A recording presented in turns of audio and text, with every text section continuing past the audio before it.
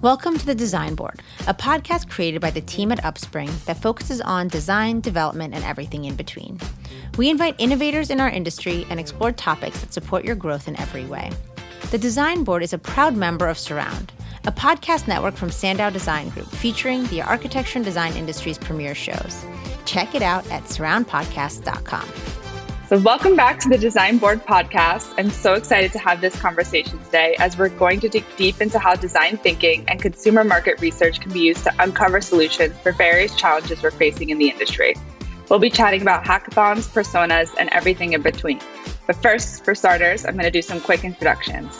I'm Caroline Saba, an Associate Vice President here at Upspring. I manage and help execute strategy for many of our architecture and design firm clients, as well as our B2B product manufacturers. I am joined by the lovely Amanda Schneider.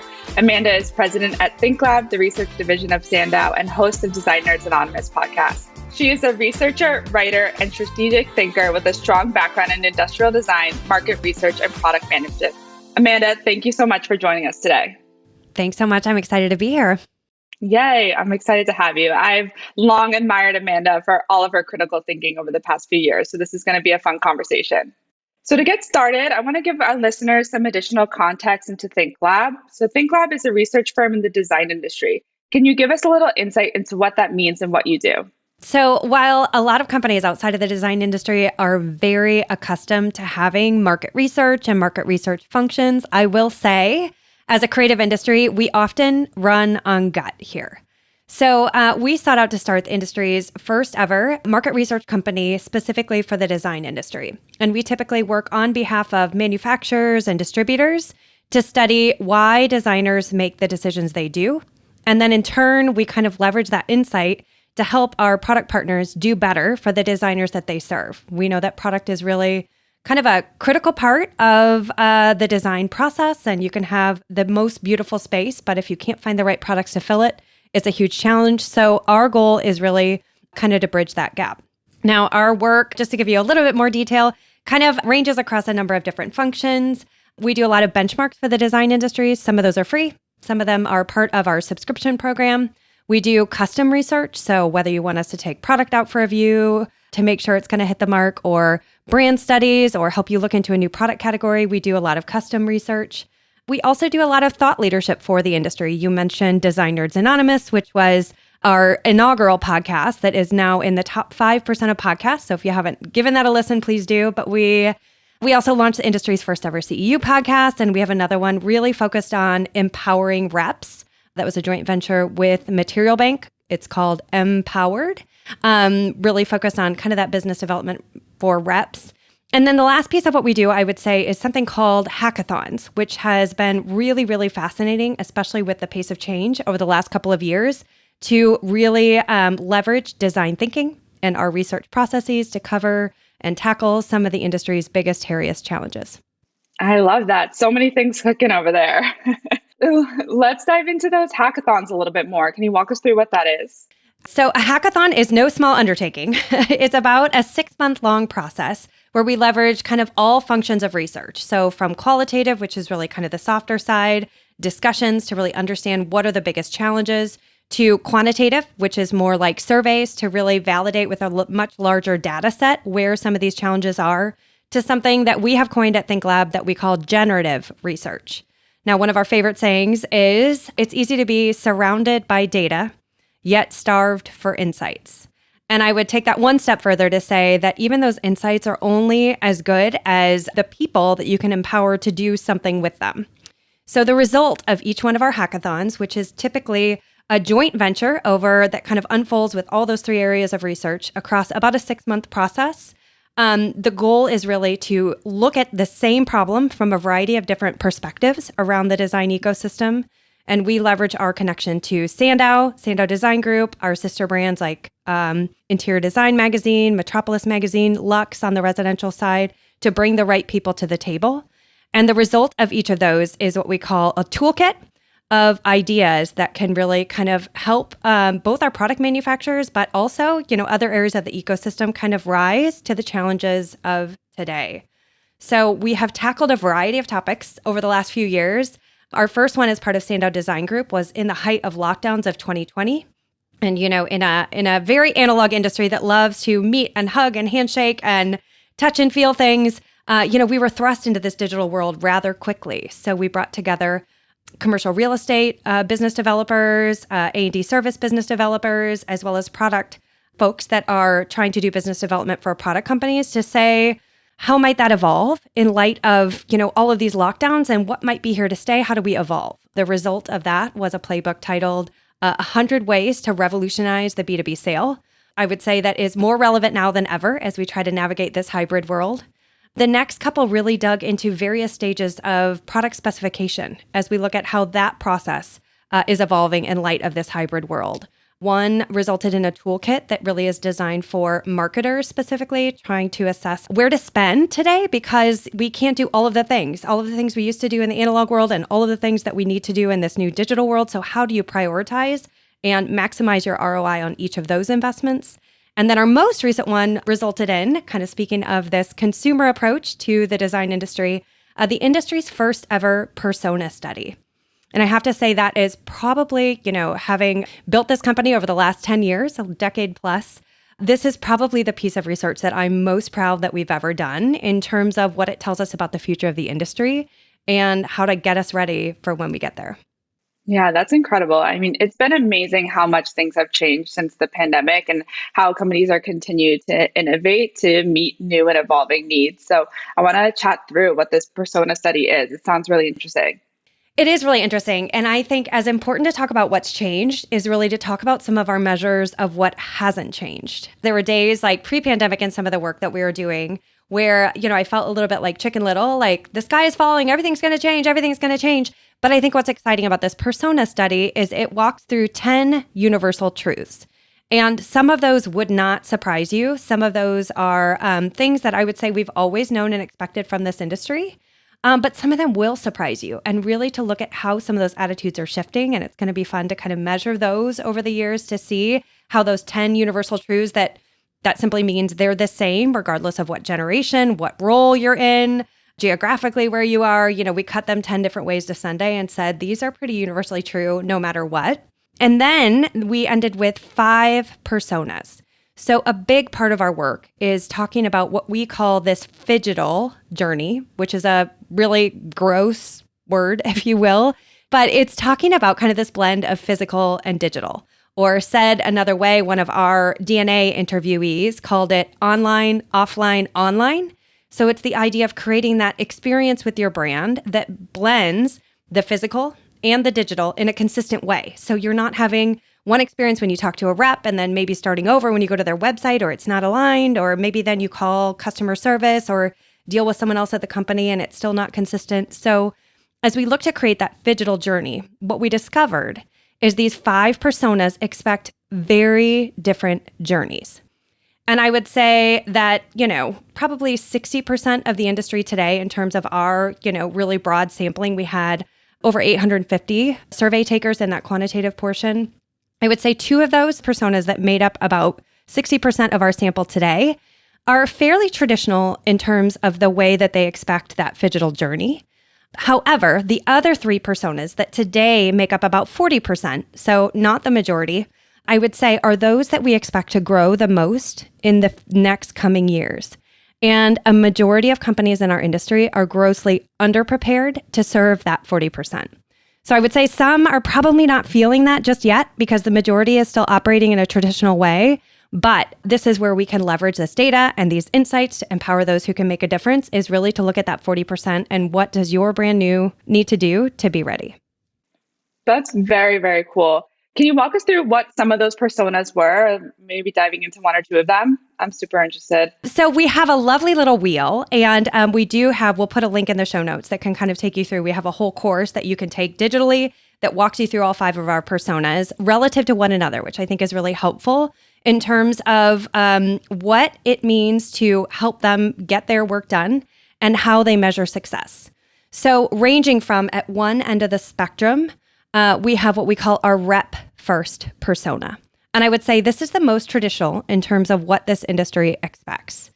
That rep first persona, that rep is going to be, just like the name suggests, their first call. They are much less likely to leverage digital tools And they really appreciate that camaraderie with a local rep and how it's built and how it makes them have confidence in the brand. It doesn't mean they don't use digital tools. It doesn't mean, that they won't use digital tools, but it does mean their preference is to work directly with that rep. On the opposite end of the spectrum, our fifth persona is actually what we call a digital first persona. And our digital first is digital first, but don't be mistaken, they are not digital only. So they expect to self-serve. It's interesting because it actually pushes that rep. That rep is still very important. And I want to make that very clear. That rep is still very important, but it pushes when they need that rep a little bit later in the traditional design process. They tend to prefer to self-serve up front, yet when they want that rep, they want them now. Like now. They have the highest expectation in terms of response time than ever before. And I think what's interesting when you see the full wheel is that actually those two personas on the full wheel are right next to one another. And what they value most is really reframing it to my world. But how that gets done for the rep first specifier is that rep is going to do it for them. Versus the digital first specifier, what builds trust with their brand is that you're going to create that experience for them digitally as much as possible. Yeah, it's so interesting too, especially as we navigate this future, really understanding how people had their preferences and their needs have changed, or like you said, haven't changed since the pandemic. So how do we navigate to make sure that we're meeting those needs depending on who that person is, what age they are, and where they are too? It's super interesting. Agreed. I want to pick your brain a little bit too to hear about maybe your biggest aha moment from the research. What did you pull out as most fascinating? Yeah, I would say a lot of it is that, while there were those 10 universal truths, it's just how different these 5 unique personas are.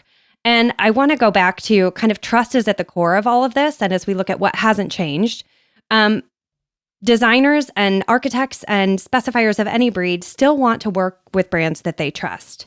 But how they build that trust today is very different.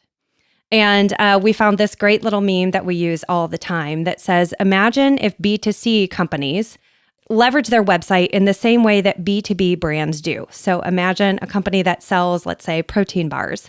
Want to know the calories in this protein bar? Like, click here to talk to an expert. Or does it contain peanuts? Sign up for this 60-minute webinar to find out.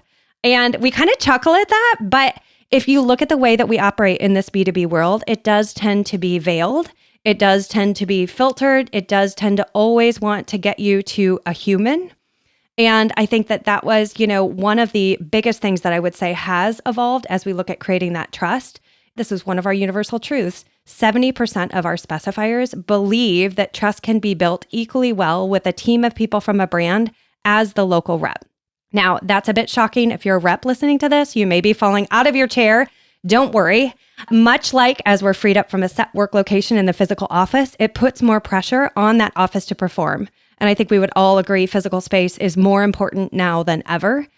So the same thing I would say translates to our human capital, where as we're freed up with these different interactions, it's going to put more pressure on our human reps that are face-to-face, that are in the field to perform. And this is a great opportunity for all of them to really kind of up their game, which I think is exciting for each of them, although it does mean change, which can be uncomfortable. But change is good in the sense where the importance is on building that trust and continuing to create those connections. It's almost going back to what you were saying too, about that importance of people coming together to connect with a brand. Absolutely. And if I can just kind of build on that for a second, like one of our stats recently says that the average rep pre-pandemic back in 2019, about 70 to 80% of their time was face-to-face. Today, that number is still less than half in many markets. Most of our surveys are showing around 30 to 35% face-to-face. And I think, again, going back to our personas, that is super challenging because if you think about that rep first persona, that's not as scalable. It's really, really hard when each of your clients demands, expects, needs so much one-on-one attention from a human rep. As we get less of that face time, we have to kind of prioritize some of those relationships, where our biggest bang for the buck is, because it's getting more difficult for our human reps to do the same amount of business. And I will say, there's something that we're calling the rep quadfecta right now that talks about that less face time. So what was once, one to many, I think of my days as a rep where I could go into a major firm once a month and talk for an hour about a chair or whatever I chose to. And as long as I brought great food, everyone would show up, right? Today, to get to those same, let's say 12 designers, you're often having to pull them out of the firm, right? One by one. It's harder than ever to get everyone to show up to that presentation. We often say 15 minutes is the new hour. So the first one is what was once one to many is now one to one. The second piece of that is what was once easy and in person is now digital or hybrid, which just creates more prep. So again, that takes more time. Add to that all the supply chain issues that have been happening, which takes more time for that rep to communicate effectively. Add to that turnover on the customer service side or some of the support roles for a lot of these brands. And I think what you get is a lot more pressure on the rep. And I hear a lot of these reps that I speak with say, you know what, I can do that job, meaning what I did in 2019, or I can do that job, the one that I was doing throughout 2020 and 2021. But what I'm not able to do is both of them. So I think that's another thing really exciting about this persona work is really helping your marketing team get your tools up to speed that can really help those reps scale their time. Yeah, I was just going to ask. So if you're our brand, how are you going to use this persona study? What would you do to, like you're saying, change some of those tactics to create those connections and help those reps? Yeah, we are doing this with a lot of brands right now where we take these maps. We have mapped the phygital journey as an ideal state for each of our 5 persona types. So what we do with them is we look at those maps together. We map their existing tools to that phygital journey, which looks like kind of an undulating line up and down throughout the design process, with the undulations up being when they deal with humans and the undulations below being where they deal with maybe asynchronous tools, digital tools, things like that. And so we map the tools they have to that journey. We look where there are gaps, and then we help them brainstorm, again, from the perspective of the specifier, ways to solve that. And another favorite ThinkLab phrase is, it's really hard to see the label on your own jar. So I think by getting into the mindset of these specifiers, it can help you kind of step out of that brand jar that you might be naturally in because maybe you have an affinity for your own brand, maybe you've worked for them for a number of years, and look from the outside in about what's important to them, what's most important to them, and really help see your own process with fresh eyes. I love that. That's very cool. 2 other things I want to touch on too, and I'm sure we'll get into it as we talk about what's next for ThinkLab, but just diving into a little bit the reasons for some of these changes as well. I know the innovation in digital technology too has made this more prominent, and people need that access, like you're saying, and they need it faster. But one other thing I want to touch on too is the different generations too, and what that needs from both the brand perspective and those that are specifying the products to the reps as well. Can you walk us through maybe some of the data or research that you guys pulled out from that about the different generations? Absolutely. So this was one of the most interesting things to me as we looked at the data from our most recent hackathon that resulted in this persona study. Is one of the areas we did see difference was by age or generation. And it's really interesting. And actually, we're going to be, spoiler alert, digging into that for our next hackathon, is really looking at Gen Z as kind of an arrow to our future. So I want to be really clear, we're not looking to stereotype. I know when we started talking about millennials, there was a lot of really uncomfortable stereotyping there, and no one hates that more than these Gen Zers. So rest assured, we are not going to be doing that to all of you. But we did see really clear trends in the data as we looked at that quantitative data about what I would say younger or newer generations, newer age groups to the design industry are thinking as normal versus older generations. Let me walk you through kind of a little bit of those. Now, traditionally, generations have spanned about 15 years. But as technology moves faster and faster, there is some suggestion that those spans of generations are getting shorter. You may have heard the term geriatric millennial, which is basically, if you remember Oregon Trail, you may be a geriatric millennial versus some of the younger millennials, because as technology moves even faster, there's a big change. And we have been already diving in deep with some of these Gen Zers. And I will say I am seeing a big shift in perceptions and norms from those that graduated. And this is not necessarily all Gen Z, because the first of Gen Z graduated in 2019. But if we talk to some of those folks that graduated, let's say 2015, 2016, versus 2019, right before the pandemic hit. The first of Gen Z technically graduated May of 2019, unless they were some kind of savant and buzzed through college even faster. But we're seeing a pretty big difference in perceptions. So while a lot of these digital tools are change for many of us that have known a world of Oregon Trail, myself included, I'm actually an Xer, a lot of these folks graduating now have just simply never known the world of the before.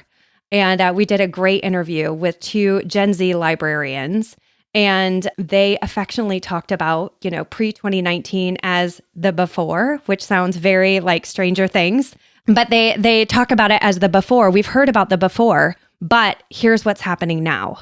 So I think it's going to really push brands. One of the big ones, I'll just kind of give you one nugget of this so far, is I think, one thing we're going to have to look at in the future is really rethinking our regions.